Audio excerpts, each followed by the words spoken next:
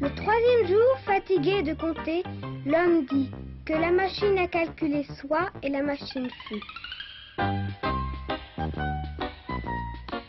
Mais le quatrième jour, submergé par les problèmes à résoudre, l'homme dit Click and collect, Bread Friday. Quoi. Non mais maintenant on va parler anglais. Parti.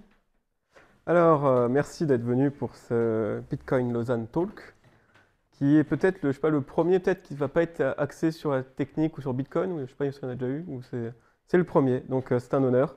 Et bon, on ne va pas non plus aller très loin, on va aller sur les monnaies, sur comment fonctionnent nos monnaies, comment fonctionnent les banques, et pourquoi est-ce qu'une banque peut faire faillite du jour au lendemain. Ça peut paraître assez incroyable à chaque fois, on est toujours le premier surpris de voir que Crédit Suisse peut disparaître ou autre, mais quand vous allez comprendre comment fonctionnent nos monnaies, et quand je dis nos monnaies, je parle bien de nos monnaies, puisque même le franc suisse, en fait, a plusieurs monnaies dedans, quoi. Entre un billet et votre compte courant, c'est deux monnaies différentes. Entre une obligation et votre compte courant, c'est encore différent. Donc on va voir un peu tout ça. Avant je me présente, donc François Jolin, aka Codable TV. Vous pouvez trouver mes articles sur Contrepoint et quelques-uns sur Conflit. Vous pouvez après entendre mes articles sur à peu près toutes les plateformes de streaming audio. Et vous pouvez voir les articles sur YouTube où en plus je rajoute les conférences et un peu d'autres vidéos annexes. Donc n'hésitez pas à vous abonner sur votre plateforme favorite ou d'aller sur des sites comme Contrepoint en Conflit qui sont des très bons sites. Contrepoint c'est économie, Conflit c'est plus géopolitique. Et s'il y a un truc à se rappeler pour ce soir, c'est que j'ai lancé une campagne de crowdfunding sur mon premier livre que je publie donc, en crowdfunding sur Bitcoin. C'est un livre illustré, très pédagogique. On ne parlera pas d'Ethereum, on ne parlera pas de Lightning, on ne parlera que de Bitcoin sur pourquoi Bitcoin, comment en avoir, comment ça fonctionne. Et si je vous en parle, c'est que le premier chapitre, c'est grosso modo la presse actuelle. Donc, le premier chapitre de ce livre, il est sur le système monétaire et le fonctionnement des banques, pour voir un peu quels sont les légers défauts qu'il y a dedans et pourquoi Bitcoin, lui, va pouvoir un peu résoudre ou au moins compléter ce système-là. Donc si vous avez aimé cette presse, sachez que c'est en gros le plus ou moins, il y a des parties que je développe un peu plus, un peu moins dans le livre, et qu'après, dans ce bouquin, on enchaîne sur comprendre les crypto-monnaies, la blockchain, Bitcoin, et à la fin même, il y a des guides pas à pas pour... Ouais, effectivement, ça va être mieux comme ça. Et à la fin, il y a des guides pas à pas pour vraiment ouvrir un compte, acheter ses premiers Bitcoins, utiliser un wallet. C'est vraiment le but, c'est d'être très pédagogique et de minimum de technique, minimum de, on va dire, technologie annexe. Vraiment, on se concentre sur Bitcoin et comment en avoir. Voilà. Alors, donc ça va être, la présentation va être en 3 parties, puisque grosso modo, on peut diviser, que ce soit l'euro, le franc suisse ou le dollar, on peut les diviser en 3 catégories qui sont 3 monnaies totalement différentes. C'est juste qu'on utilise le même nom. Et on va utiliser le nom franc suisse pour 3 monnaies totalement différentes qui sont convertibles un pour un, mais qui ont des règles totalement différentes, qui ont des fonctionnements totalement différents, une histoire totalement différente. Ça s'appelle les masses monétaires, puisque c'est comme ça qu'on va compter. Moi, j'ai choisi M1, M2, M3. Donc M1, c'est les billets et les pièces. Ça, c'est à peu près, on va dire, ce que vous avez trouvé dans la littérature. M2, ce sont les dépôts et comptes courants. Déjà, rien que là, il y en a, ils vont mettre un peu les obligations de justesse. Ça sera sur Internet. Donc déjà, M2, moi, je simplifie en dépôt et de compte courant, mais si vous allez revoir la littérature, il commence déjà à parler des placements et compagnie en M2. Et M3, j'ai mis les obligations pour, pareil, le côté pédagogique, mais après, ça dépend de la durée, de la durée où les actifs sont gelés, et après, ça peut être sur M4, M5, en fonction de plus ou moins les produits dérivés qu'on utilise. Donc, ce schéma de masse monétaire, ce n'est pas celui que vous allez forcément trouver sur Internet, c'est moi qui l'ai fait vraiment simplifier pour qu'il soit beaucoup plus pédagogique, et on va donc voir M1, M2 et M3. M1, c'est les billets. Alors, petit historique sur pourquoi est-ce qu'on se retrouve à avoir du papier dans la poche. Grosso modo, on va dire l'humain commence à faire du commerce il y a plus de 10 000 ans et on s'est mis à tester toutes les monnaies possibles, puisqu'on s'est rendu compte que le troc, ça était assez moyen, quoi. Pouvoir échanger des chaussures contre des œufs, ça va 5 minutes, mais à la fin, on finit vite par s'user. Donc, littéralement, on va dire, durant les 10 000 dernières années, les humains, que ce soit en Inde, en Afrique, au Moyen-Orient, en Chine, en Europe, se sont tous mis à essayer de trouver une monnaie parfaite.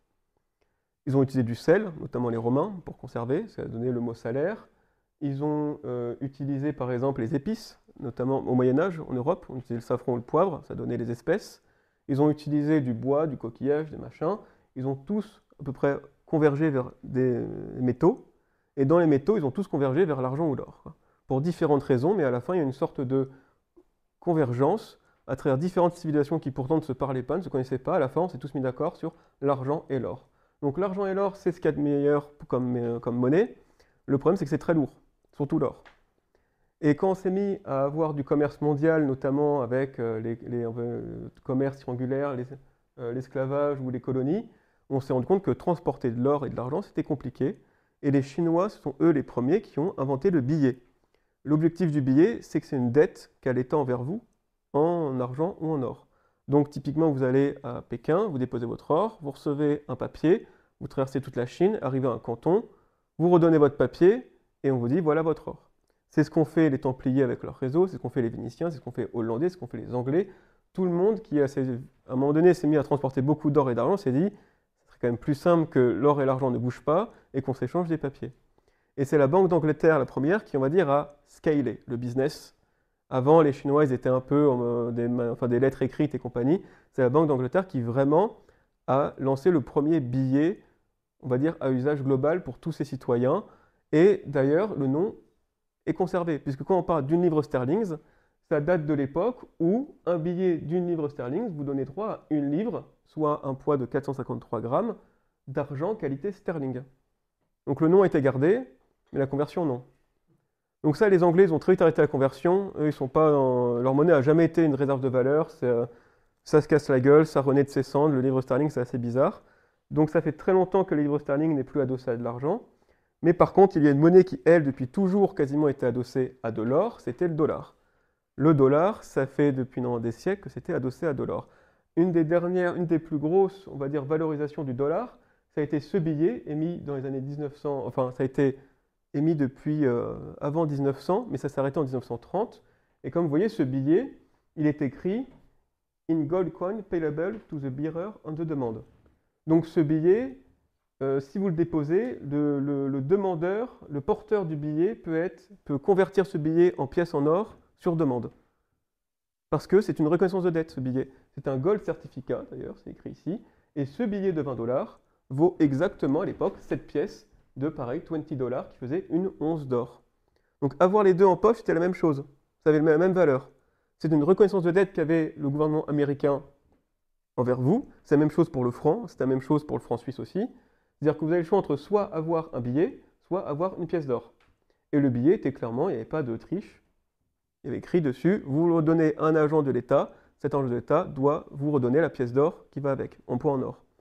Ça s'est arrêté en 1930 d'une manière bien nette avec Roosevelt, puisqu'il a clairement dit déjà conversion on oublie, et en plus interdiction d'avoir de l'or. En 1930, c'était clairement, on est passé de vous en faites pas, conservez ce billet avec vous, à tout moment je vous redonne de l'or, à vous, je ne vous redonne pas votre or, et en plus c'est totalement illégal d'avoir une pièce en or, avec de la prison et compagnie, quoi. Donc ça s'est arrêté assez brusquement cette conversion. Ça a été remis après en 1945 avec les accords de Bretton Woods, pour simplement une raison que les Américains avaient la moitié de l'or sur Terre, donc c'est très content d'imposer leur monnaie à tout le monde, avec une conversion cette fois-ci de une once d'or 35 $. Alors qu'avant c'était une once d'or 20 $. Donc ça a déjà perdu, et surtout vous voyez le nouveau billet qui apparaît, will pay to the bearer on the demand. Où est passé gold, où est passé coin? C'est déjà, ils avaient déjà prévu un peu la chose, ils avaient dit bon, ce billet est toujours une reconnaissance de dette, mais on ne sait pas de quoi. C'est plus écrit exactement ça, c'est quelque chose, on verra bien dans le temps. Et en fait, on verra bien dans le temps, en 1971, ça s'arrête. Et là, c'est carrément plus de conversion. Alors, généralement, on arrêtait la conversion parce qu'il y avait une guerre, parce que Roosevelt, c'était en 1929, avec la crise.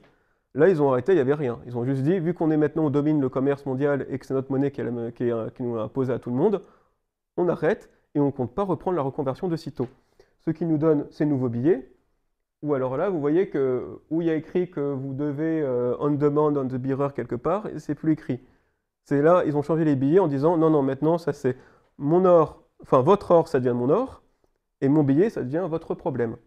Et c'est un problème assez complexe, puisque le fameux dollar qui est censé être la réserve mondiale de valeur et compagnie, si vous regardez 20 $, en 1928 ça vous donnait à 33 grammes d'or, la fameuse pièce qu'on a vue de 20 $ en once d'or. En 45 et en 71, du 45 à 71, ça vous donnait un peu moins parce que c'était 35 $ l'once d'or, donc ça vous donnait cet équivalent de 19 grammes pour 20 $. Et une fois qu'ils ont arrêté en 1971, aujourd'hui, bah, une once d'or, c'est 2000 $. Donc là, la monnaie qui est censée faire réserve de valeur, ça n'a jamais été le cas. Et là, en 50 ans, elle a perdu 99% de sa valeur par rapport à l'or. Et c'est le cas pour le franc suisse, c'est le cas pour enfin, l'euro, mais l'euro qui est plus récent, c'est le cas pour tout le monde en fait. C'est-à-dire que toutes les monnaies pillées, qui étaient à la base une reconnaissance de dette de l'État et qui étaient directement indexées sur un tas d'or, en 71, ils ont dit on arrête tout, c'est le marché qui vous dira ce que ça vaut, et bien le marché, oui, quand on en imprime plein dans tous les sens, le marché il sait ce que ça vaut. Quand on en imprime dans tous les sens, le marché il sait que ça vaut plus rien.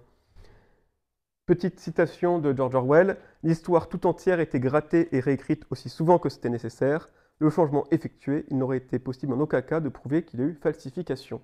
Ça me fait un peu penser à ça, l'histoire de la monnaie, puisqu'à chaque fois on réécrit l'histoire, on réécrit les billets en grattant le fait qu'à la base c'était censé être de l'or, quoi.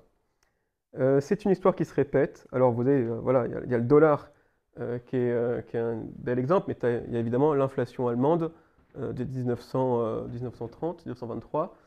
C'est toujours la même chose. On arrive en guerre. Les Allemands avaient les coffres remplis d'or. Le gouvernement dit attendez, votre or, votre pièce en or d'un mark, je vais vous donner un mark papier qui vaut très exactement un mark or. Comme ça, moi, je récupère l'or, c'est de la dette, on gagne la guerre et tout s'arrange.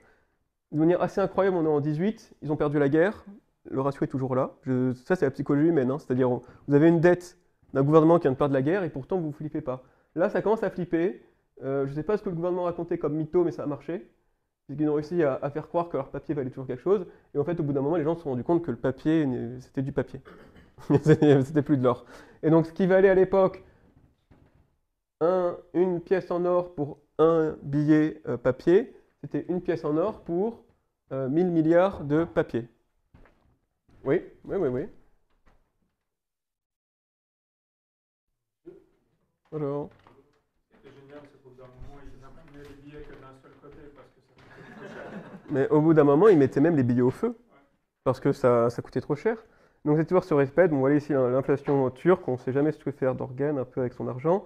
Le Venezuela, alors pareil, c'est logarithmique, hein, donc c'est-à-dire ça on multiplie par 10 à chaque fois, donc ça vaut plus rien le Venezuela. À chaque fois, ils changent de monnaie tous les 5 ans, ils disent la nouvelle monnaie c'est 1 million de l'ancienne, et puis ça repasse.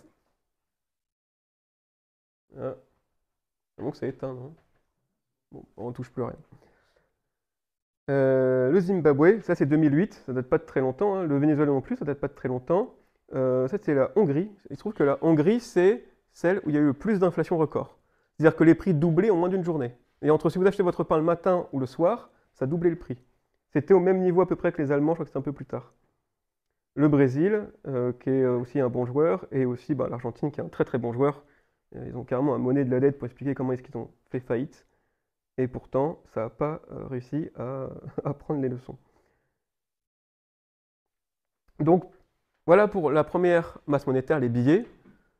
C'était censé être une reconnaissance de dette indexée à de l'or. Au bout d'un moment, quand ils ont vu que personne ne regardait, ils ont arrêté le système. Ce qui fait qu'il n'y a pas d'épargne en banque. C'est ça le premier mensonge. Vous ne pouvez pas épargner avec quelque chose qui fond à vue d'œil. C'est pas possible. Donc, il n'y a pas d'épargne en banque. Ça n'existe pas. Si vous voulez de l'épargne, prenez de la pierre, prenez de l'or, prenez du bitcoin, achetez un livre qui en parle et achetez du bitcoin. Mais vraiment, l'épargne, même le franc suisse, hein, il tombe de 2% par an ou plus. Donc, il n'y a pas d'épargne en banque. Vous ne pouvez pas épargner. Et 2% d'inflation sur 50 ans, ça fait que vous perdez 66% de votre montant. Donc, une manière de dire ça plus propre, c'est le troisième pilier. J'ai fait les calculs pour vous. À ce qui paraît, c'est rentable. Donc, à ce qui paraît, l'État, il est gentil parce qu'il me fait des réductions d'impôts. Ce qui est vrai, je gagne des impôts, en échange de quoi j'en paye après à la fin. S'il n'y a pas d'inflation, je gagne 20% de ma mise. Mais vous voyez, j'ai pris en compte l'inflation dans les calculs. La limite 0, elle est ici. Donc dès lors qu'on a une inflation de seulement 1,5% sur votre moyenne d'épargne, le troisième pilier vous ne fait plus gagner d'argent.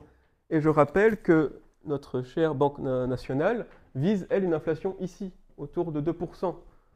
Donc votre troisième pilier, s'il dort, et si vous cotisez comme ça avec votre franc suisse, la Banque nationale suisse a un objectif qui vous rapporte moins 10% sur la cotisation. Allez, allez. Voilà. Donc il n'y a pas d'épargne en banque. Il n'y aura jamais d'épargne en banque avec une... Vous ne pouvez pas épargner avec quelque chose qui se casse la gueule de 2% tous les ans. Est-ce que vous allez acheter une action? Si vous dites même qu'un dirigeant vous propose une action qui perd 2% de sa valeur tous les ans, est-ce que vous allez épargner avec? Moi non, en tout cas. Donc ça, c'est pour la masse M1, et le pire, c'est que c'est la meilleure. Parce que la masse M2, vous allez voir que c'est quelque chose. Alors, pour comprendre la masse M2, elle est venue au moment où on a tous fini bancarisé, c'est-à-dire on a tous fini avec notre argent dans les banques. Parce que la masse M2, elle existe que dans les banques, et elle existe que dans le bilan comptable des banques. Elle se crée dans le bilan comptable, elle se détruit dans le bilan comptable, et elle s'échange à travers les virements entre bilans comptables de banques. Donc pour comprendre la masse M2, il faut un peu comprendre le bilan comptable d'une banque et d'une entreprise. Le bilan comptable, c'est ce qu'on sert pour faire donc, la comptabilité d'une entreprise. Il y a deux parties, il y a l'actif, c'est ce que vous possédez. Donc une banque, ça va être de la liquidité, des créances, des produits financiers. Et il y a à qui vous devez cet argent. D'où ça vient, à qui vous devez. Donc typiquement pour une entreprise classique, c'est de la dette et du capital. Et pour une banque, il y a aussi les dépôts, qui sont une forme de dette. D'un point de vue légal, les dépôts, c'est une forme de dette. Mais je crois qu'on sépare quand même parce que c'est une dette que vous devez quand même honorer sur le moment, quoi. Donc ça, c'est la première règle comptable absolue, c'est que les actifs doivent être égaux aux passifs. C'est-à-dire, il faut absolument qu'on sache à qui vient l'argent, à qui on doit l'argent. L'autre règle absolue dans la comptabilité, c'est que vous pouvez ruiner les actionnaires, mais pas les créanciers. C'est-à-dire que c'est-à-dire que les créanciers sont ceux qui, on va dire, vous ne pouvez pas dire à quelqu'un, ah bah j'ai perdu, j'ai une perte, je ne t'embourse pas. Ça ne marche pas comme ça. Alors que vous pouvez aller voir vos actionnaires et dire, on a eu des grosses pertes aujourd'hui, donc le prix de l'action, bah, il a dégringolé. Ça, on peut le faire. Donc si jamais, en gros, vous avez ici vos actifs qui, en termes de prix de valorisation, ils fluctuent, ici, la colonne produits financiers ou créances, en fonction des pertes et des profits, elle monte, elle descend, et ben c'est sur le capital qu'il faut, en gros, monter et descendre. Ça, ces deux trucs-là, ils sont bloqués. Vous ne pouvez pas les descendre. Donc ça implique que si jamais vous commencez à perdre trop et qu'à la fin, vous dilapidez votre capital, c'est la faillite. Vous ne pouvez pas ruiner vos créanciers. Vous pouvez ruiner vos actionnaires. Donc si une banque perd trop d'argent au point d'engloutir le capital de départ, elle fait faillite. C'est pas ce qui est arrivé à Credit Suisse parce qu'il a été sauvé in extremis, mais ce qui est arrivé à Lehman Brothers. Une autre chose un peu plus on va dire souple, mais qui arrive assez fréquemment, c'est le problème de liquidité. C'est-à-dire que pareil, si jamais vous ne pouvez pas rembourser votre crédit, il y a un problème. Mais deux problèmes, soit vous avez définitivement perdu l'argent, parce que vous avez mal investi, donc l'argent n'est pas là, soit en fait vous avez juste plus de liquidité, et vous avez toujours des créances et des produits financiers, c'est-à-dire que l'argent il est là, mais il est bloqué. C'est-à-dire vous ne pouvez pas honorer les dettes actuellement, mais vous n'avez pas perdu l'argent. Il est juste bloqué, il faut attendre un peu, il faut se démerder, mais vous ne l'avez pas perdu. Dans ce cas, c'est une crise de liquidité. Et ça, c'est ce qui arrive souvent en banque, quand il y a un bank run, tout le monde va prendre l'argent, et ben la banque elle est obligée de vendre des actifs, Le petit problème dans le système bancaire actuel, c'est que généralement une crise de liquidité, c'est quand tout va mal. C'est quand il y a perte de confiance dans le système bancaire que tout le monde va chercher l'argent. Donc c'est toutes les banques qui sont obligées de vendre massivement leurs actifs. Donc la case ici, généralement, ça fait baisser le prix. Quand tout le monde vend massivement, ça fait drastiquement baisser le prix des actifs. Donc la case ici, elle descend et c'est en fait la faillite. Donc dans le système bancaire, il faut faire attention, il y a une crise de liquidité. Pour les PME, souvent on s'arrange avec en disant on retarde les paiements et compagnie. Mais dans le cas des banques, généralement, une crise de liquidité, c'est là où on découvre que les produits financiers ils sont pourris. C'est là où tout le monde vend dans tous les sens. Et en fait, ça se transforme bien souvent en crise de solvabilité et en faillite. Alors voici, je suis français, donc j'ai pris des banques françaises. Voici dans les bilans comptables que vous trouvez sur Internet des banques françaises, les ratios de solvabilité. Ratio d'effet de levier de 5%, ça veut dire que si les actifs perdent 5%, la banque fait faillite. Donc à chaque fois, c'est des toutes petites quantités. Et vous allez comprendre pourquoi après, on arrive à des banques qui n'ont que 5% de marge. Donc vous voyez que choisir une banque française, il y a Crédit Mutuel qui est un peu mieux à 7%. Mais dire mon Crédit Agricole, c'est le terroir, il est solide, bah oui, il est un peu plus solide que Société Générale, mais pas des masses. Quant au ratio à côté, c'est le ratio de liquidité, c'est combien de pourcentage est prêt à faire face la banque en cas de retrait. Donc c'est minimum 100%, c'est-à-dire 100%, c'est en gros c'est 100% des retraits, on va dire, de la moyenne précédente. C'est-à-dire qu'elle est capable de faire face au retrait passé. 150%, ça veut dire qu'elle est capable de faire face à 50% de plus des retraits que ce qui s'est passé ces dernières semaines, ces derniers mois. Donc les banques sont capables d'encaisser seulement 50% de retraits en plus avant de faire une crise de liquidité qui va se transformer en crise de solvabilité. Donc en fait, elles sont là encore une fois très très justes. Parce que 50%, ça veut dire qu'en gros, s'il y a même 1% des gens qui veulent qui arrivent en banque en disant je veux je veux mon argent, c'est fini, crise de liquidité, elles vendent à perte, crise de solvabilité, parce qu'il n'y a que 5% de marge sur les actifs. Donc une banque, c'est vraiment... ce qui est surprenant, c'est qu'elles ne font pas faillite plus souvent, quoi. Elles ont, en fait, le cœur d'une banque, c'est la gestion de risque. Parce que tous les actifs varient à plus de 5%. Le but d'une banque, c'est toujours de prendre des actifs qui varient en sens inverse. Le cœur d'une banque, c'est toujours d'avoir des actifs qui varient en sens inverse pour qu'à la fin, même en cas de problème, tout ça, ça se compense et l'actif, il ne bouge pas plus de 5%. Sinon, bah, c'est faillite. Alors, ouais. Oui, c'est... Les fameux stress tests. Passe les stress tests. Alors, 100%, 120%. j'avoue que je ne sais pas du tout. Et pour te donner un ordre d'idée, Crédit Suisse avait 15% de solvabilité. Donc Crédit Suisse, quand on regardait son bilan comptable, elle était en pleine santé. Sauf qu'une banque en pleine santé ne va pas se jeter à genoux devant la banque saoudienne pour avoir de l'argent. Elle ne se fait pas racheter en vitesse 3 milliards d'euros durant un week-end. Donc il y a aussi ce côté-là. De là, je vous montre que moi, ce que j'ai trouvé dans les bilans comptables. Mais quand je vois le bilan comptable de Crédit Suisse qui était censé être parfait et qui se sont fait racheter en un week-end pour 3 000 $, enfin pour 3 000 francs, c'est qu'en fait, on sait pas trop, quoi. Et le stress test, je ne sais pas ce qu'il y a dedans. Mais je pense que Crédit Suisse avait triplé au stress test vu son bilan comptable. Et pourtant, elle a préféré se faire racheter pour 3 milliards parce qu'elle sentait qu'elle ne passait pas la semaine, quoi. Donc ça, voilà, Lehman Brothers, eux, ils étaient à 3% quand on regarde leur bilan comptable. Sur le ratio actif sur capital, 3%. Bon, bah, ça n'a pas été assez. Alors, comment est-ce qu'on retrouve avec une banque qui, mine de rien, a donc un capital qui est grand comme ça et des dettes et des dépôts qui sont grands comme ça? Bah, la réponse se trouve dans justement cette fameuse masse M2, cette création monétaire, puisque ce qu'on imagine, c'est que le crédit qu'on a, c'est de l'épargne de quelqu'un. En gros, la banque collecte l'épargne de tout le monde et elle redistribue le crédit. Ça, c'est ce qui était avant avec l'or et compagnie. C'est ce que les gens imaginent maintenant, mais ce n'est pas comme ça que ça se passe. Aujourd'hui, vu que de toute façon, la banque, l'argent, on en crée comme on veut, eh ben, on va juste agrandir le bilan comptable. Donc si M. Dupont il a besoin d'un crédit, je ne vais pas prendre un peu de la liquidité pour mettre dans créance, non, je vais juste agrandir créance. La règle comptable impose qu'après, il faut aussi que j'agrandisse dépôt pour que les deux soient au même niveau, et puis le tour est joué. Donc quand on octroie un crédit, ce crédit, il provient de rien. Ce n'est pas de l'épargne de quelqu'un. Ce crédit, il vient vraiment de rien. Il a été créé tel quel par la banque privée, et c'est à peu près, je dirais, 90% de la masse monétaire qui est comme ça. Une partie, c'est les billets, mais la très grosse partie, c'est les banques privées qui créent de l'argent quand elles font un crédit. Donc la banque, elle ne vous dit pas « Ah, monsieur, vous avez un super dossier, mais j'ai 3 autres personnes à financer. » Du moment que votre crédit il est rentable, elle vous le finance. Elle n'a pas d'autres préoccupations. Juste une variable qui est la réserve fractionnaire. Exactement, voilà. Il y a une variable de réserve fractionnaire où ils sont censés avoir une max. C'est-à-dire qu'en fonction des dépôts, ils ne peuvent pas faire plus de crédit qu'un certain pourcentage. Mais ça, je n'ai pas fait une presse dessus, mais ça, le problème, c'est que M. Dupont, après, il part avec son dépôt. On veut donner 1 million de francs à M. Dupont pour qu'il s'achète une maison. Il prend ça, il met dans le dépôt. Le dépôt, il part, il est compensé par la Banque centrale. On ne va pas rentrer dans le détail, mais le dépôt de M. Dupont qui est parti pour aller acheter sa maison, il va être compensé par la Banque centrale pour toujours égaliser les actifs. Et en fait, quelqu'un va se retrouver avec 1 million d'euros en dépôt parce qu'il a vendu sa maison. Donc la banque va dire, chic, j'ai un nouveau dépôt, donc je peux de nouveau faire du crédit. Donc le réserve fractionnaire, elle est là. Mais il y a un tel effet en fait de cycle où le crédit de quelqu'un va donner le dépôt de l'un qui va donner le crédit de quelqu'un qu'à la fin, en fait, je crois que j'avais fait le calcul, ça s'est multiplié par 10 ou je sais pas, ou par 20 ou plus, quoi. C'est énorme. Donc là, la réserve fractionnaire, elle est bien là, mais en pratique, ça fait qu'on peut multiplier le crédit par quasiment pas l'infini, mais par fois 100, quoi.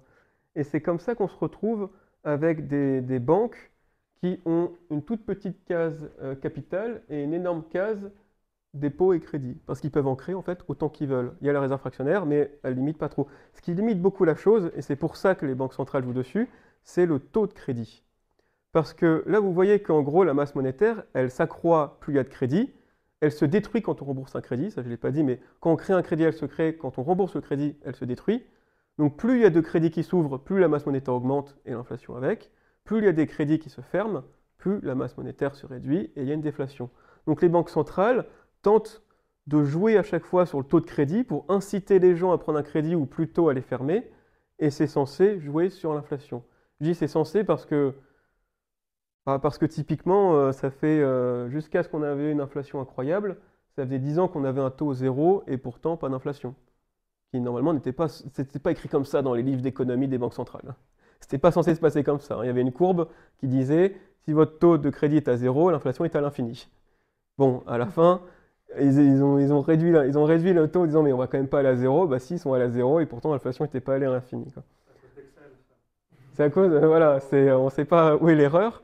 Mais non, il est censé avoir une corrélation entre le taux de crédit qui permet aux gens de plus ou moins prendre des crédits et résultat le taux d'inflation, puisque les crédits vont créer de la monnaie et donc créer de l'inflation. La réalité, c'est que le ratio, enfin le lien, il est là, mais avec du retard et pas tout à fait. Mais par contre, c'est ce qui explique pourquoi est-ce qu'on a des banques qui se retrouvent avec des actifs où il n'y a que 5% de capital et le reste, c'est du crédit et des dépôts, quoi. Le taux zéro qui a duré pendant très longtemps et qui a précédé par des taux qui étaient pas zéro, Ouais. mais qui étaient plus bas, ça a créé de l'inflation. C'est juste que ça n'a pas créé de l'inflation alimentaire. Exactement. De l'inflation que les gens Exactement. voient tous les jours. Exactement, on est d'accord. Si Ouais. vous regardez les prix de l'immobilier sur les 20 dernières années, Exactement. il y a l'inflation. On regarde l'or, Exactement. on voit l'inflation. Ouais, exactement. Ils regardaient tous l'alimentaire et en fin de compte, bon voilà, on a Apple qui vaut 3000 milliards, on a de l'immobilier qui a dépassé des prix incroyables, on a le Bitcoin, l'or qui ont monté. Donc en fait, il y a de l'inflation partout, mais pas sur de l'alimentaire. Et voilà, on est en train de rattraper, mais effectivement, qu'est-ce qui s'est passé? Voilà. Bah, enfin bref, voilà, le problème de l'inflation, c'est qu'une fois que c'est sorti, on a du mal à la refaire rentrer, quoi. Mais effectivement, il y a eu ce côté-là de l'inflation est bien arrivée sur les investissements. Pourquoi est-ce qu'il n'est pas arrivé sur l'alimentaire? Pourquoi est-ce qu'il est arrivé en fait décalé de 5 ou 6 ans? Avis aux économistes qui veulent analyser. Mais ça a été, et là je peux vous dire que Christine Lagarde n'en savait foutrement rien. Et tous les banques centrales étaient là, mais on est à zéro. Comment ça se fait qu'on est à zéro et que ça ne stimule pas l'économie? Et oui, en fait, ça a alimenté tout un tas de bulles sans stimuler l'économie. Alors, cette gestion, le pire, c'est que moi, je la trouve pas si dégueulasse que ça. Parce que si vous avez bien suivi, c'est on peut financer tout ce qu'on veut du moment que c'est rentable. Et ça, mine de rien, c'est un couteau à double tranchant. Typiquement, la France après-guerre, on était ruiné. 30 ans après, on était riche parce qu'on a réussi à tout financer grâce à cette monnaie-là. La Corée du Sud, c'est pareil. La Suisse, c'était pareil. L'Allemagne, c'est pareil. Il y a plein de pays, c'est ce qu'on appelle le miracle économique. Le miracle économique chinois, singapourien et compagnie, c'est ça. Cette monnaie-là, du moment que vous financez quelque chose qui est rentable, vous pouvez tout financer. Donc, vous pouvez lancer des travaux dans tous les sens. C'est rentable, ça accroît votre PIB, tant mieux, vous remboursez le crédit. Vous prenez un crédit plus grand parce que vous avez plus de revenus grâce au PIB. Vous remboursez votre crédit, c'est super, vous avez de la croissance, et ainsi de suite. Et ça crée des pays qui ont eu ce cas de figure-là. Encore une fois, c'est la France d'après-guerre durant les 30 Glorieuses, où la dette par pourcentage du PIB restait globalement stable, et le PIB a été catapulté, quoi. C'est ce qui se passait en Chine, c'est ce qui se passait en Corée du Sud. Donc cette monnaie, le pire, c'est que, ouais, elle est bizarre, ouais, elle crée des banques extrêmement fragiles, mais elle a permis des miracles économiques tout autour du monde. Parce qu'on peut financer, en fait, il n'y a plus la contrainte un peu de où est l'épargne. Il nous faut de l'épargne, il nous faut des capitaux pour se construire. On peut faire le pari de dire, on fait comme si on avait de l'argent, et si on l'investit bien, cet argent il deviendra un peu réel à la fin, quoi. Plus ou moins, parce que derrière, c'est un autre crédit qui est pris. Mais du moment qu'il y a de la croissance, ce système-là, il nous rend tous très riches. Et c'est ce qui s'est passé en France, ce qui s'est passé en Suisse, en Chine. Sans monnaie dette, on n'aurait pas eu l'innovation qui Voilà, c'est aurait pu être. cette fameuse, voilà, cette monnaie dette M2, si elle est bien utilisée, elle nous rend tous très riches. Mais elle crée de la dette aussi. La dette, elle n'est pas rapide. Et il y a une autre manière de l'utiliser, qui est si jamais, qu'est-ce qui se passe si on commence à faire des trucs qui rapportent rien? Qu'est-ce qui se passe? Bon, je l'ai nommé un peu socialiste parce que voilà, forcément, je suis libéral. Mais qu'est-ce qui se passe si on commence à mettre des crédits dans des panneaux solaires qui ne sont pas rentables ou des éoliennes qui ne sont pas rentables et qui sont faits en Chine, donc qui ne rapportent pas d'argent pour nous? Qu'est-ce qui se passe si on commence, pareil, à faire des voitures électriques où la majeure partie de la valeur ajoutée est en Chine? Qu'est-ce qui se passe si on commence à donner 84 milliards d'euros pour Pfizer? Qu'est-ce qui se passe si on fait un train de vie d'État qui ne pourra jamais être remboursé? Et bien là, c'est exactement l'inverse qui se passe. Et ça, c'est aussi la France, depuis 30 ans. Donc la France a connu la monnaie dette parfaite où on a investi dans les centrales nucléaires, on a investi dans les autoroutes, on a investi dans la recherche, et on a tous été très riches en 30 ans alors qu'on était un des pays qui avait été ravagé par la guerre. Pareil pour la Chine avec Mao. Et puis là, la France se prend un peu les pieds dans le tapis. Xi Jinping il commence aussi à un peu paniquer avec sa dette. Parce que quand on commence à avoir des trucs qui ne sont pas rentables, et ben en fait, il faut contacter un crédit plus gros pour rembourser le crédit ancien plus d'intérêt. Donc là, votre PIB, il est constant, voire il se casse la gueule, parce qu'il n'y a plus de croissance. Par contre, votre dette, elle explose totalement à cause de ce système. Donc cette monnaie dette, bon, il y a un truc qui est très mauvais, c'est qu'elle rend les banques totalement fragiles, mais si elle est bien utilisée, elle peut faire des miracles économiques, et si elle est mal utilisée, elle va créer, comme ici actuellement, en fait tout ce qu'on a actuellement aux États-Unis ou en France, c'est des milliards d'euros de dettes qui à chaque fois se demandent une dette plus grosse, jusqu'à quand? Jusqu'à ce que ça pète, jusqu'à ce que personne ne souhaite encore alourdir son bilan, créer de la dette inutile. Ça va bien péter un jour, mais ça prend du temps, quoi. Pour vous donner un peu une idée de cette monnaie dette, à quel point actuellement elle est très très mal utilisée, c'est un hôpital, c'est 80 millions d'euros à construire. Donc déjà, quand on file 84 milliards d'euros à Pfizer pour des vaccins pas forcément utiles, j'ai vu en plus qu'il y avait l'autorité de santé suisse qui disait que ça y est, les vaccins étaient pas assez efficaces, on aurait pu construire 1000 hôpitaux plutôt que donner ça à Pfizer. On a préféré donner ça à Pfizer, c'est pas rentable. Alors qu'on aurait pu guérir le cancer pour le coup, hein, parce que 80 milliards, on en fait des choses. J'ai pris deux exemples de désastres industriels, on appelle ça comme ça. C'est l'EPR français qui a coûté extrêmement cher, mais qui, mine de rien, le jour où il sera sorti de terre, d'ailleurs il est sorti de terre en Chine, il est sorti de terre en Finlande, c'est juste qu'il ne sort pas de terre en France. On va savoir pourquoi. Mais l'EPR français, l'EPR c'est une centrale nucléaire nouvelle génération. C'est une centrale nucléaire à eau pressurisée, je ne sais pas quoi. Donc c'est une centrale nucléaire comme on a actuellement, mais qui est plus efficace, donc plus rentable. On dit que c'est un fiasco économique parce que ça a coûté 8 milliards, c'était censé en coûter 2, c'était censé être là depuis 10 ans. Mais le jour où ce machin il a déjà sorti de terre, je ne sais pas pourquoi il traîne en France, le jour où ça marche, par contre c'est rentable, on a de l'électricité pas cher. Un autre qui est parti dans l'espace récemment, c'est James Webb, qui pareil, c'est un fiasco total. Il était censé coûter 1 milliard, il a fini par en coûter 10, et il a pris plus de 10 ans de retard, il était censé partir en 2010, quoi. Et pourtant aujourd'hui il est bien là, et il nous sort des images, il a déjà fait avancer la science, quoi. Donc voici un peu le coût de ce qui se fait de plus dans l'industrie. Et voici ce qu'a fait Macron en 5 ans, 600 milliards d'euros de dette. Moi, j'ai rien contre le fait que mon président fasse 600 milliards d'euros de dette.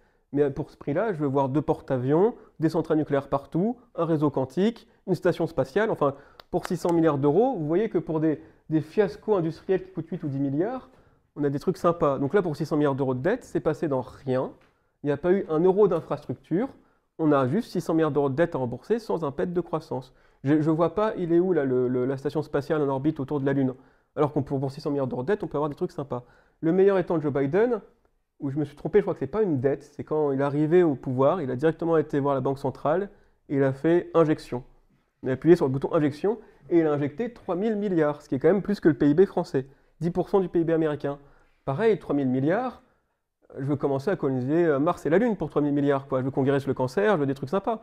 Il ne s'est rien passé. Donc il y a 3 milliards qui a été injecté dans l'économie, ça a financé tout un tas de bulles à la con, mais ça n'a pas permis un iota de rendement. Donc ça va être, encore une fois, de la dette très mauvaise qui va s'accélérer. Donc petit récapitulatif, vos dépôts ne vous appartiennent pas. Oui, je tiens à vous le dire. À partir du moment où vous avez votre dépôt en banque, c'est l'argent de la banque. Légalement, c'est l'argent de la banque. Ce que vous avez, c'est une créance. La banque vous doit de l'argent et sous condition, elle vous le donne. Mais c'est sous condition. Mais voilà. Alors que si jamais vous avez des billets dans le coffre, en gros, de chez USB, là, ça, c'est votre argent. Mais si vous avez cette même somme d'argent sur votre compte bancaire, c'est plus votre argent. Voilà, petite précision légale. Vos dépôts sont au crédit de quelqu'un. Ah oui, cet argent, il se crée uniquement quand on crée des crédits. Donc tout le chiffre que vous voyez sur votre application bancaire ici, ça, dites-vous bien qu'il y a un crédit derrière. Et que si la personne, elle ne rembourse pas, donc s'il y a 5% de perte dans les crédits, ça disparaît. Donc votre compte courant, c'est le crédit de quelqu'un, forcément. Hein. L'argent se crée à ce niveau-là lors de l'octroi d'un crédit. Donc si jamais vous avez de l'argent, c'est que quelqu'un a pris un crédit et on espère tous qu'il va le rembourser. Votre crédit est créé de rien. Donc ça, c'est un peu dur quand on se lève le matin, il faut le rembourser avec notre travail. Mais il a demandé rien à être... C'est pas de l'épargne de quelqu'un, quoi. Votre banquier, il a fait ça. Mais j'ai pas dit qu'il ne faut pas le rembourser, hein, parce que si vous ne le remboursez pas, on fait tous faillite. Donc ne dites pas ce que j'ai pas dit, il faut se lever le matin pour le rembourser. Mais c'est vrai qu'il faut se lever le matin en sachant que vraiment, cette somme d'argent, le banquier, ça a été un bouton, quoi. Lui, il n'a pas travaillé. Nous, on va devoir travailler. Voilà quelques petites surfroides en ce moment. Il y a en Chine, il y a une crise immobilière où il y a des promoteurs immobiliers qui font faillite. Donc les Chinois qui sont pris un crédit n'ont pas leur appartement et ils décident de ne pas le rembourser. C'est la mode. Et ben, je peux dire que Xi Jinping il doit mal dormir la nuit parce que, voilà, typiquement, la Chine a fait la planche à dette à max. C'est-à-dire la Chine, en gros, s'il n'y a pas 5% de croissance minimum tous les ans, elle fait faillite. Elle a tellement utilisé la planche à dette, Ça a été le miracle chinois. Donc il vient de là le miracle chinois. C'est, encore une fois, avec cette dette, vous pouvez... Sky is the limit en termes d'investissement, quoi. Donc la Chine a décidé de mettre des crédits dans tous les sens et compagnie parce qu'elle aura 10% de croissance tous les ans. Mais là, il y a une sorte de zone de turbulence. Et s'il commence à y avoir trop de Chinois qui ne remboursent pas leur prêt immobilier, ça va finir, ça va faire du gros dégât.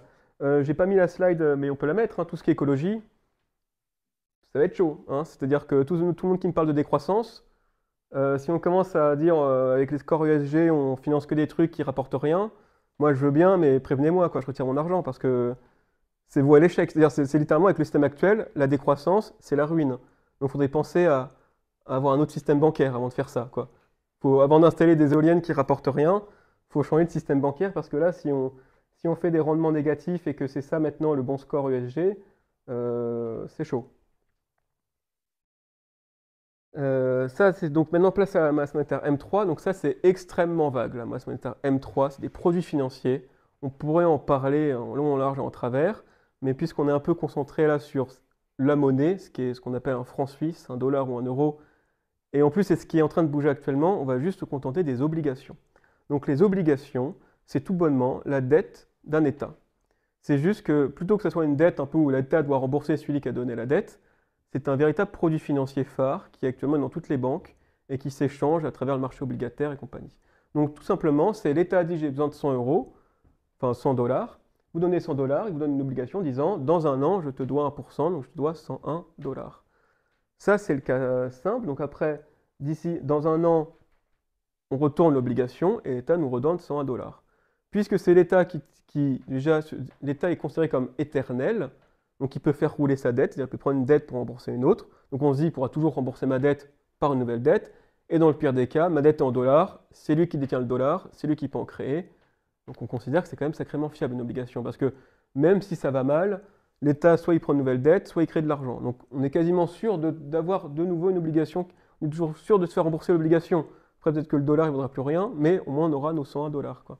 Donc c'est un produit financier extrêmement stable et qui peut se revendre. Donc typiquement, bah voilà, vous échangez ce produit financier à quelqu'un, et ce quelqu'un, il va après le revendre, lui, à l'État pour 101 dollars. Donc quel est le prix sur le marché secondaire d'une obligation? Bah, vous comprenez que moi, je n'ai pas envie de la vendre moins de 100 dollars parce que je l'ai acheté 100 dollars. Lui, il ne va pas se faire plus de 101 dollars. Donc la fourchette, elle est au milieu. Et en fait, c'est ce qui fait que les obligations, ils sont quand même très, très, très solides. C'est-à-dire que vu qu'on sait qu'à la fin, c'est l'État qui va nous redonner l'argent et c'est lui qui crée l'argent, ça bouge pas trop les obligations. Ça bouge pas trop.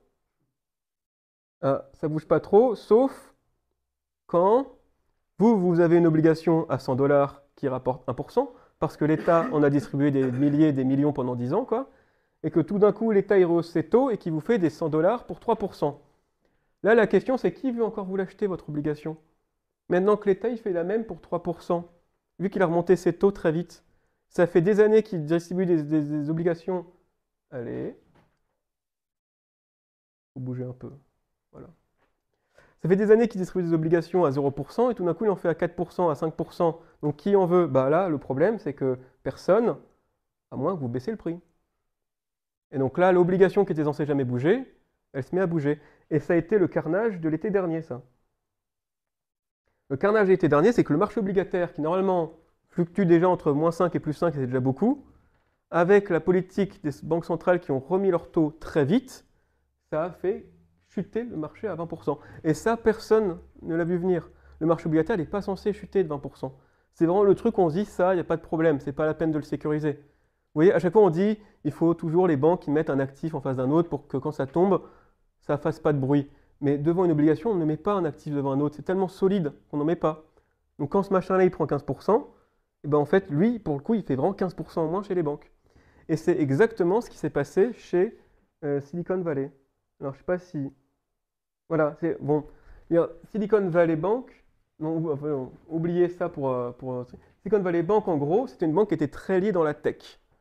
Donc, quand la tech s'est crashée, parce que l'année dernière, en gros, tout le monde licenciait à tour de bras et les big tech avaient besoin de liquidité, ils sont venus chercher leur argent. Là, très vite, la liquidité n'a plus été là. Mais Silicon Valley Bank, ce n'était pas une banque qui faisait n'importe quoi. En gros, ils avaient la principale de leur actif, c'était des obligations d'État. Sauf que l'été dernier, l'obligation d'État qui disait ça vaut 100 dollars, bah, quand il a fallu aller revendre sur le marché, elle valait plus que 80.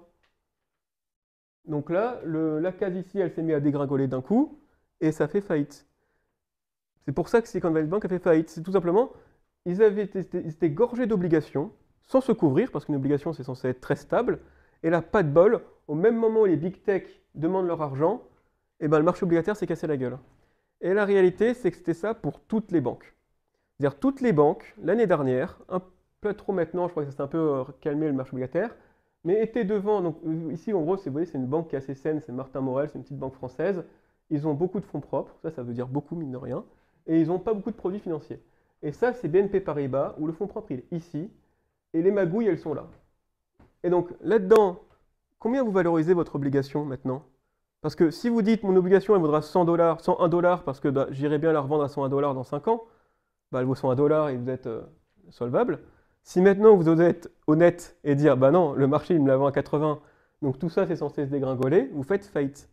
Donc tout l'enjeu des banques, il y a un an, c'était vraiment un poker moteur en disant, non, non, non, non, nous, on va savoir pourquoi notre obligation, elle vaut toujours 100 dollars, quoi. Toutes les banques, c'est vraiment un énorme mensonge, et le mensonge, il tenait une seule chose, c'était qu'on n'allait pas chercher l'argent. C'est pour ça que tous les médias étaient là en mode, non, mais surtout, tout va très bien, il n'y a pas la peine de s'inquiéter. Au contraire, remettez un peu d'argent dans l'assurance vie, parce que là, on a besoin d'un peu de liquidité.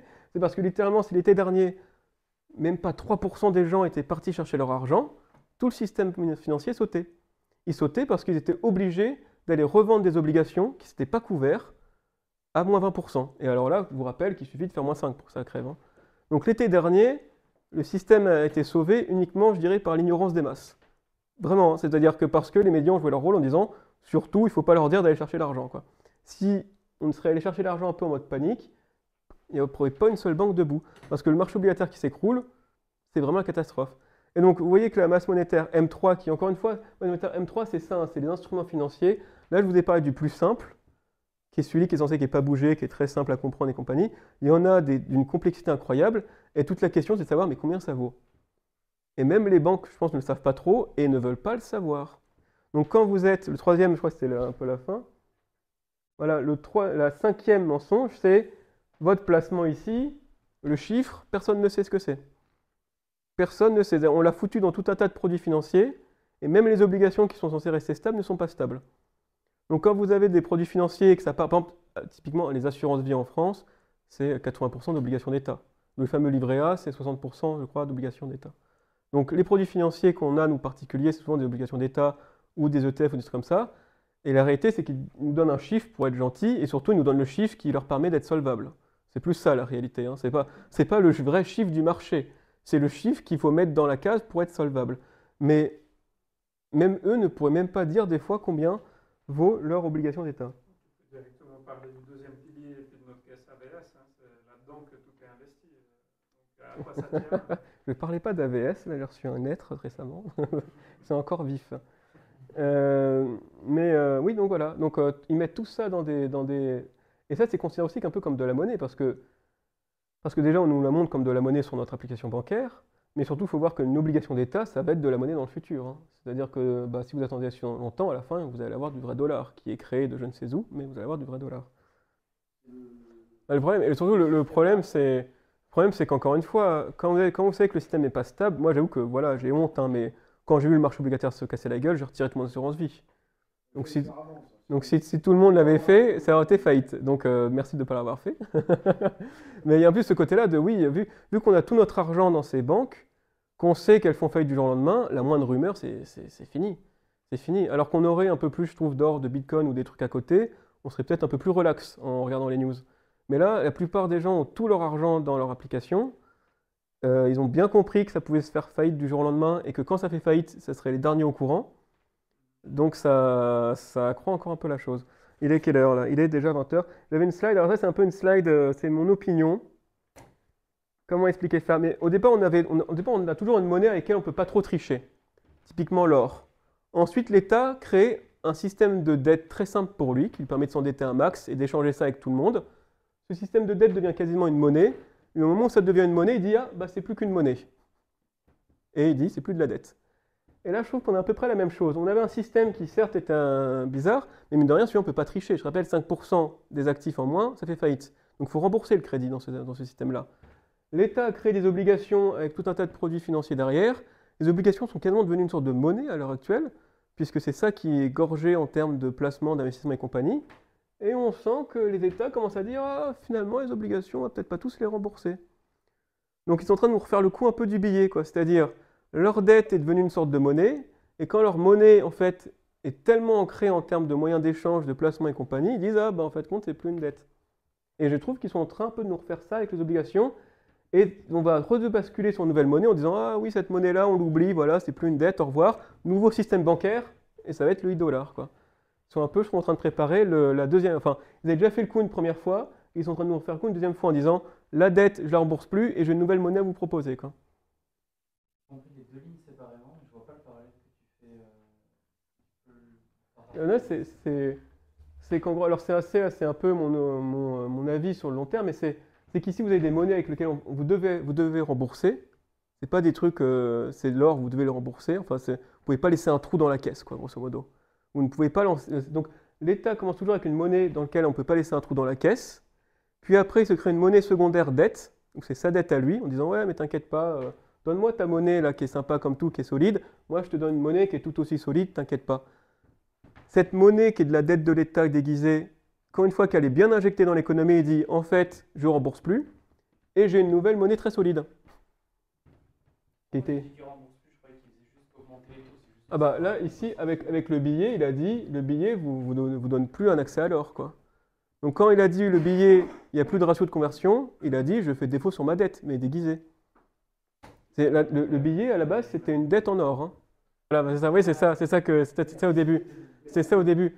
Donc c'est en gros l'État, il y a une monnaie qui est fiable et qui ne peut pas faire de trou dans la caisse au départ. Ensuite, il change discrètement par une monnaie où c'est sa dette à lui, en gros, qui nous refile. Et une fois qu'on est tous bien ingurgités de sa dette, il dit il y a plus je ne paye plus ma dette. Mais j'ai une nouvelle monnaie trop fiable. C'était ce qui s'est passé. Au même moment où il a dit j'arrête la conversion or, c'est le moment où cette monnaie scripturale est arrivée. Cette monnaie scripturale, elle ne permet pas un trou dans la caisse, il faut rembourser à chaque fois.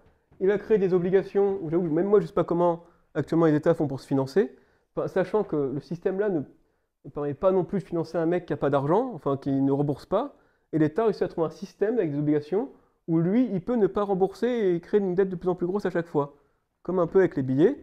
Et là, je vois gros comme une maison venir ah ben les obligations en fait, c'est devenu une sorte de monnaie et on ne rembourse plus, mais j'ai une monnaie trop fiable à vous proposer, c'est le e-dollar, quoi.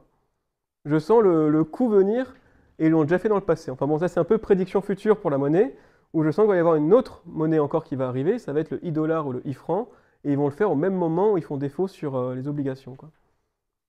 Voilà, en plus ça va être parfait, ça va couler les banques, enfin bref. Et bah, je rappelle la principale information quand même de ça, c'est qu'il y a un livre à aller financer. Voilà, c'est tout. Merci à vous.